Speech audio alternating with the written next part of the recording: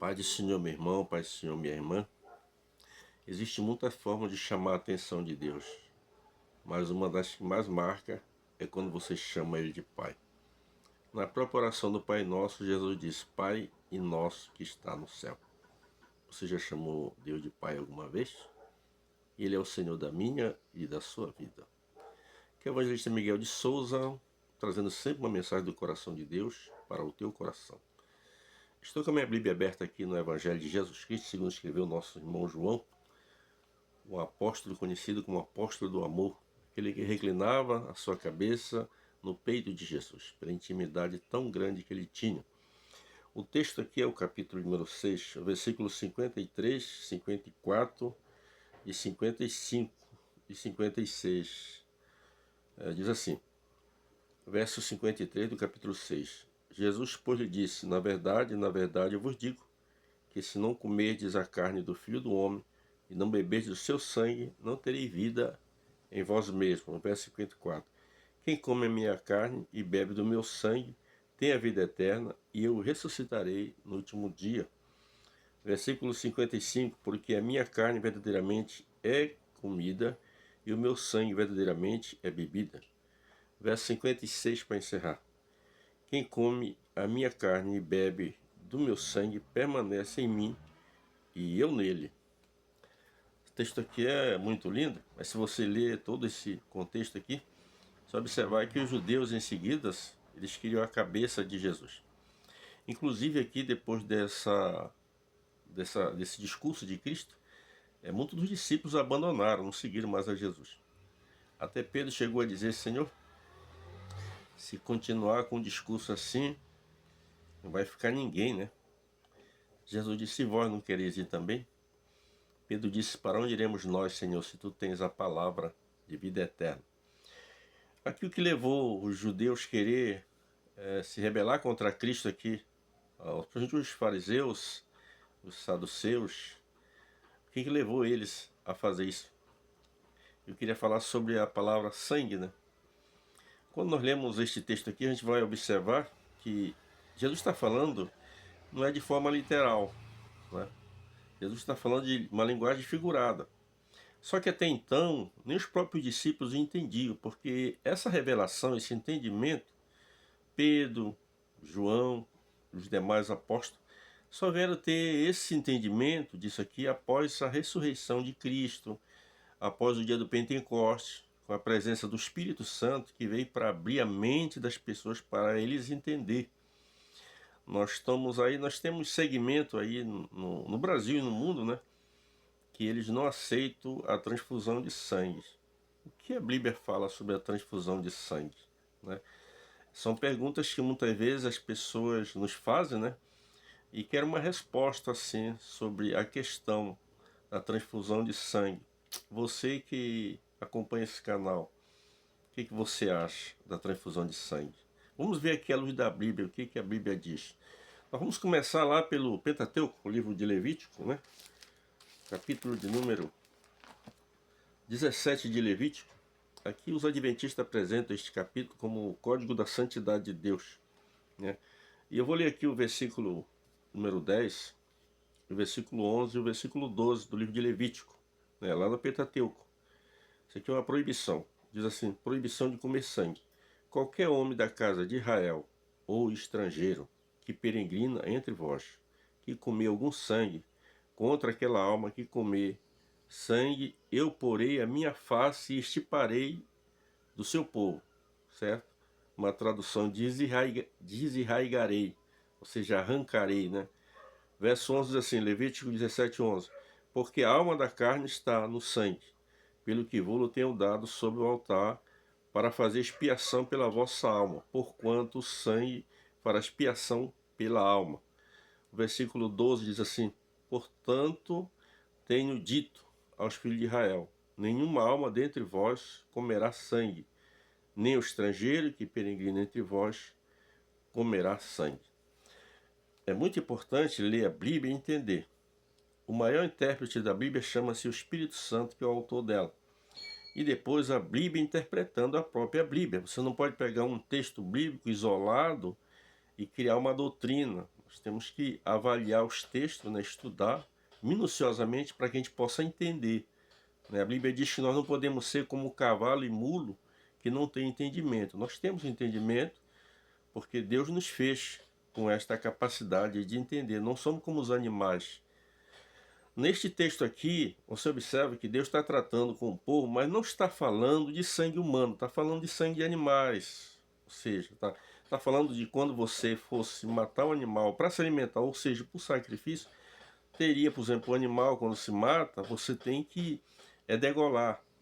A galinha, por exemplo, tem que cortar. Se você for lá para o livro de Atos, depois vamos ler lá em Atos capítulo 15, né, vamos ler lá sobre o que é sufocado. A gente vê no livro de Atos ali tem as 4 doutrinas básicas do cristianismo. Então aqui está falando do sangue, mas essa proibição de sangue de animal. Nós não podemos comer o sangue do animal. Quem tem que beber o sangue do animal é a terra. Então você mora no interior, você vai bater uma galinha, você não pode só dar uma paulada na cabeça dela e depenar ela e comer, não. Você tem que cortar o seu pescoço para que ela possa sangrar, para que o sangue vá para a terra. É isso aqui que a Bíblia está falando aqui. Então não está falando aqui de sangue humano, tá? Então tem pessoas que pegam este texto aqui e acham que neste texto aqui é proibida a transfusão de sangue. Não, está tratando aqui de animais, sacrifício de animais. Esse livro de Levítico, ele trata justamente sobre o sacrifício. É um livro que ele vai aprofundado sobre isso aqui. Então neste texto aqui a gente vê que está tratando de sangue de animal. Ou seja, nem o judeu e nem o estrangeiro. Ou seja, no caso seria o gentil, né? Então nenhum deles poderiam beber o sangue. A gente vê, eu me lembro que eu era criança, e às vezes eu ia lá para uma localidade chamada São Pedro dos Bois, as pessoas faziam festa lá, né? E eles faziam uma coisa chamada cabidela, lá no norte esse nome. Tirava o sangue do animal e fazia um processo ali, e depois fazia uma mistura e comia aquilo ali. Nós cristãos não fazemos isso, tá? O sangue, quem tem que beber o sangue é a terra. Tá? Aqui no sul temos uma alimentação chamada mucila. Então tem aquela mucila que é com sangue e uma sem sangue. Então o crente, aqui você que é gaúcho, tem que ter cuidado. Porque aquela mucila com sangue a gente não come. Tá? Aquilo ali tem que ser descartado na água. A gente vê aqui neste texto, se você estudar, por exemplo, na antiguidade, as pessoas diziam que a vida ela estava no ar, né? Ou seja, na artéria. Você vê que quando, por exemplo, o primeiro presidente dos Estados Unidos chamava-se George Washington, e ele morreu assim, o que acontecia? A pessoa tinha, digamos, uma febre alta, e o que eles faziam? Eles cortavam a artéria da pessoa para que saísse o ar. Saindo o ar, saiu o que? Saía a temperatura, né, da pessoa pela aquele corte. Só que muitas pessoas vinham, sangravam até morrer, que nem foi o caso do George Washington, primeiro presidente americano. Ele morreu dessa forma. Mas depois foi descoberto que a vida está no sangue. Só que é interessante você entender que a vida do animal não é a mesma vida do ser humano. Nós, o homem, o ser humano, ele teve o privilégio de, quando Deus fez ele do pó da terra com as próprias mãos, a Bíblia diz que Deus soprou na narina do homem, soprou no nariz do homem, e fez do homem alma vivente. Isso não acontece com nenhum animal. Por isso até eu tenho na mensagem aí, uma mensagem minha que eu perguntei, qual foi o personagem que fez parte do ministério terreno de Jesus que quando morreu não foi nem para o céu e nem para o inferno. Aí você vai analisar, vai ver que foi o jumento. Ele fez parte do ministério terreno de Jesus, carregou Jesus sobre ele, mas quando morreu não foi para o céu nem para o inferno. Porque é diferente o animal do ser humano, certo? O animal morreu, acabou. Nós somos diferentes, tá? Nós somos pessoas que Deus criou com a sua imagem e a sua semelhança. Então neste texto aqui a gente vê que está tratando de sacrifício de animais. O homem não pratica o canibalismo, ele não come o ser humano. Então a gente vê aqui. Mas aqui os judeus, eles ficaram tristes com Jesus, indignados até com Jesus, porque Jesus aqui ele diz, olha, ele fala aqui, ó, porque na verdade eu vos digo que se não comerdes a carne do Filho do Homem, a carne, né? Aqui depois essa linguagem passou para o pão, que representa essa carne. Tudo agora o pão e o suco da uva. Tudo são símbolos, tá? Não é literalmente eu estou participando da ceia, eu estou comendo o corpo de Cristo. Não, é pela fé, mas é um símbolo, certo? É um símbolo até que Jesus venha. Não faz parte do quê? Das 2 ordenanças de Cristo, o batismo nas águas e a Santa Ceia. Então os judeus não aceitavam isso aqui porque eles voltaram lá para o Pentateuco. E Moisés, na lei dele, que Deus havia dado a ele, proibiu de comer o sangue. Mas Jesus está falando aqui, ele não conseguia entender, como muitas pessoas também ainda hoje não entendem. Quando você não aceita fazer uma transfusão de sangue, é porque você ainda continua com a mente fechada e não consegue entender. Agora vamos aqui para o livro de Atos, capítulo número 15. O meu tempo ele é bem pouco, né? Eu não posso me estender muito. Atos capítulo 15, o versículo 29. Aqui foi o primeiro concílio de Jerusalém. Neste texto aqui nós temos as 4 principais doutrinas básicas do cristianismo. Há muitos anos, eu quero gravar uma mensagem sobre isso. Mas para mim, sou assembleano, se eu gravar essa mensagem aqui, vai ter pastores que vai até, né, me chamar a atenção. Mas dentro disso aqui, a salvação, se você crê na pessoa de Jesus Cristo, Jesus falou em João, em Marcos capítulo 6, versículo 15. Quem crê e for batizado será salvo. Você creu, batizou, se batizou, né? Permanece uma vida com Deus. Aí vem essas 4 ordenanças aqui. Vamos ver o versículo 29 do livro de Atos 15, assim, ó. Que vos abstenhares, né, das coisas sacrificadas aos ídolos, que seria uma mensagem só nisso aqui, o tempo não vai permitir. A segunda coisa, do sangue, certo?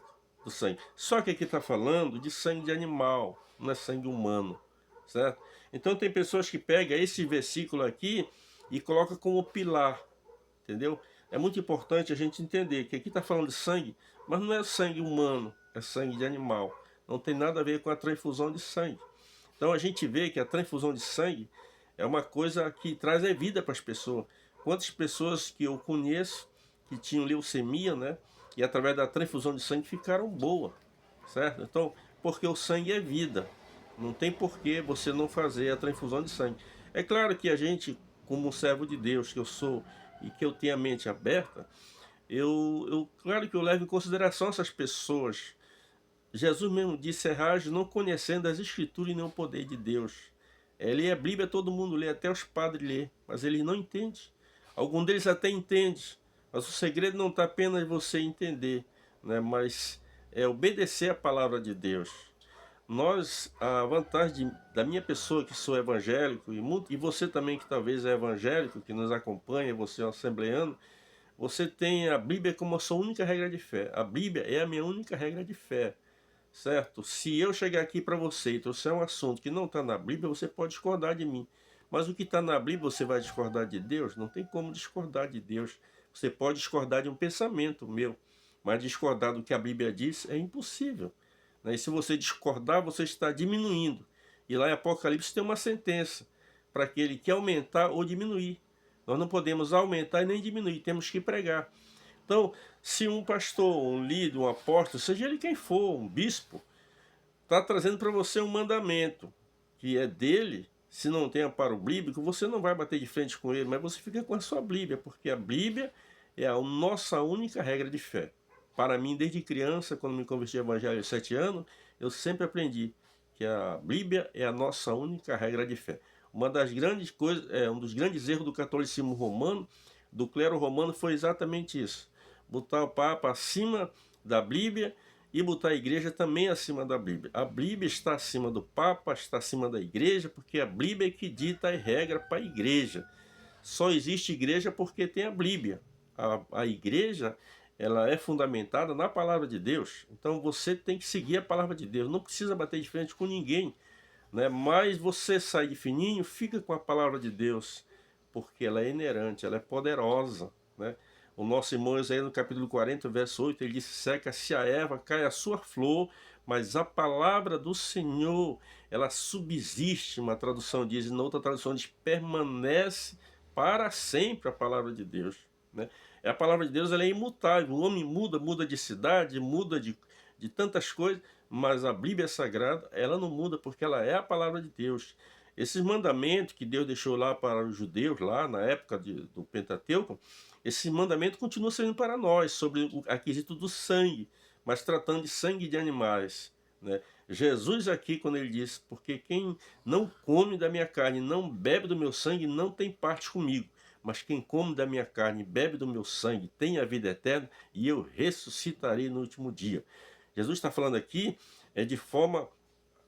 Ele não está falando de forma literal. Jesus está falando uma linguagem figurada, mas tudo isso é pela fé. Antes do homem cair no jardim do Éden, aquela árvore da vida simbolizava Cristo. Depois da queda do homem, aquele símbolo passou para o quê? O cordeiro. Quando Jesus, ali em João, capítulo 1, versículo 29, vem andando com os discípulos, aí João disse, eis aí o Cordeiro de Deus, ele apontou para Cristo, porque Jesus vem passando com os discípulos, e João está ali. João, que agora, esse João aí que falou aquilo ali, foi João Batista.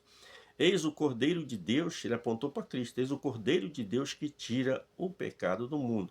Você vê que após a queda do homem, a primeira coisa que Deus fez, o Adão primeiro fez as suas vestes de aventais, fez os aventais de folha, né, de figueira, mas quando Deus apareceu a Adão ali que conversou com ele, Deus agora matou um animal e fez veste para a pessoa de Adão. Aqueles animais, aquele animalzinho já prefigurava Cristo, certo? Então é o símbolo, é Jesus Cristo. Que você possa ter entendido essa mensagem, que Deus possa falar ao teu coração. Quanto à transfusão de sangue, como um servo de Deus que eu sou, não há nenhum erro nisso, tá? Que Deus nos abençoe e até a próxima mensagem.